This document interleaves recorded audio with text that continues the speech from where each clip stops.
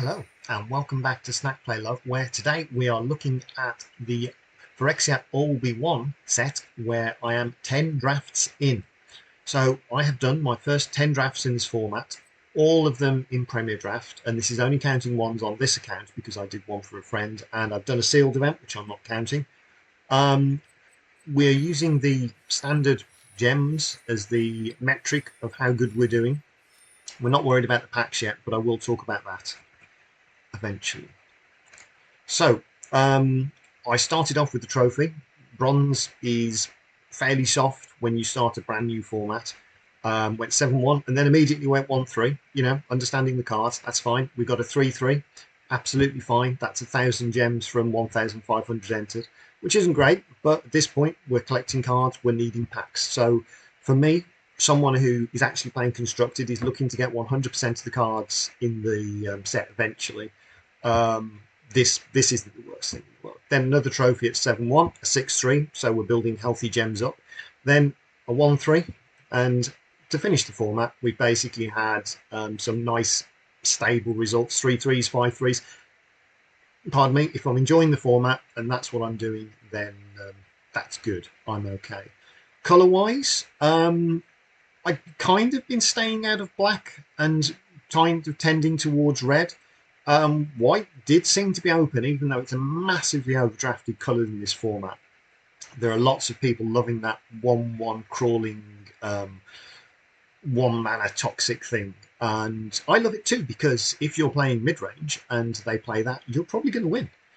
If you can stabilise, if you can have enough early removal and enough creatures to block and absorb the tricks, then you're probably doing all right.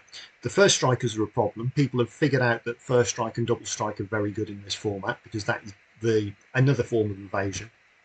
Let's just randomly have a look at the deck for the latest one. I think this is showing on the screen. So I actually turned the draft assist on for Humours in this one, and it was advising me not to take a second pick Ezeri Stalker of the Spheres because we had a first pick red card, and it's just like, no, I don't think we're going to pass that. So we ended up with a couple of blue splash cards, well, 3 in fact, which were instrumental to some of the wins. Otherwise, we've got a fairly aggressive removal heavy deck. Where's all the removal? It's because it's put it in mana order. It's fine. But yeah, I mean, it doesn't look that exciting, but it gets there. Let's see what one of the early decks looked like. Let's criticise this. We'll go with deck 2, which is probably the final version. So yeah, this is an early days deck. So we've got lots of bounce, we've got sort of artifacts, we've got spell bombs because we've got themes, but we got past 2 cephalopod sentries and we rode them to victory because squids are where it's at. I mean, it'd be better if they're octopi, but you know, you can't have everything. So using all of these gems from here, we come up with a grand total of 12,600 gems earned from 15,000 gems spent. So that's a loss, but we didn't pay for all of them with gems. Like most sensible Magic players, we had some gold saved up from the previous set, and we had some draft tokens. So 2 of those draft tokens and the rest were coin. So whereas I started the format at just over 20,000 gems, which is where I like to leave it at the end of a set, we bought the Mastery Pass for 3,400. We bought into a sealed event, but profited on that. And then we're up 2,500 gems, so we could start another one right now. That's pretty good. But also, I mentioned that I actually want to get cards, whereas most limited only players don't. So I've got 71% of the new set in their metrics, which aren't the best metrics in the world. I could swap to the proper collection thing, but I haven't pre-opened that, so that might take me a while. We've also got 54 packs. So, oh, here we go. 43%. So I've got 453 cards out of 1,000. So that's not bad without ever opening a single new Phyrexia pack until now.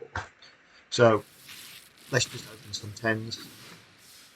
Wow, the computer's really having fun because we're doing so many things at the same time. So yeah, so you know, these are cards. If it was draft, I'd probably take Koth because Koth is very good at draft, especially turn 4. As you can see, we've got 10 volts ready to cash in and loads of wild cards, so we're not too worried about that. Gone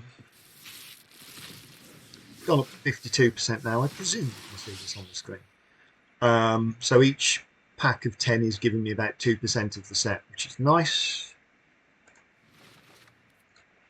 I'm only doing all this now because I'm not going to be playing much Magic for the next week or so. Well, not much limited Magic anyway. So I wanted to see what I got to build with. So we're not auto-picking mythics at this point. We're not sort of deep into the set where we've got place to do anything. But first Glisser, hooray! So that one I keep seeing in draft and never taken. Right, anyway, that's it for me from today. Thank you for watching.